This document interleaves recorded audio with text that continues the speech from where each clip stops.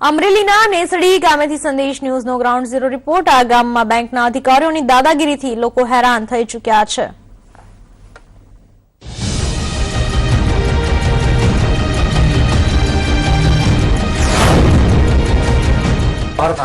અમને નોટબંધીનો કાયદો છે એ અમને નડે છે અને અમે ખેતી કરતા કરતા અમે કઈ આવીએ અને 24 કલાક અમે અહીંયા ઉભા રહી તો અમારો વારો આવતો નથી, તો બેંકવાળા બંધ કરીને નોટબંધીથી તકલીફ છે ને દાડિયાને હું જ દેવું અને ક્યાંથી પૈસા કાઢું તો બેંકમાં વારો આવતો નથી। અમે કરજાળા ગામથી આવીએ છીએ, રાતાથી આવીને જાગીએ છીએ તો વારો આવતો નથી। ભાઈ નોટબંધીથી અમે આજે નોટ બંધ થાય ત્યારથી નેસડી ગામની બેંકમાં સતત લાઈન હોય છે અને રોજના 6 ટોકન ગામ વ્યવસ્થા કરીને વેચે છે, પણ 100 જણાનો વારો આવતો નથી।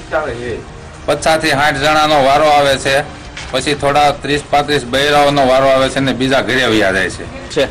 નોટબંધીના નિર્ણય પછી સતત અહીંયા દેના બેંક નેસડીમાં પોતાની રીતે વ્યવસ્થા કરે છે, પણ એ લોકોની અણઆવડતના હિસાબે ઓછા લોકોને લે છે અને ધીમું કામ કરીને લોકો હેરાન થાય અને સરકારને વગોવવાની આખીની માનસિકતા છે અને અવારનવાર સાસવારે કોઈ એવું બનાવ બને તો તાળું મારીને કાર્ય બંધ કરી દે। કોઈ એકાદી વ્યક્તિ ગ્રાહક બોલ્યું હોય તો એને જવા દઈને બાકીનું કામ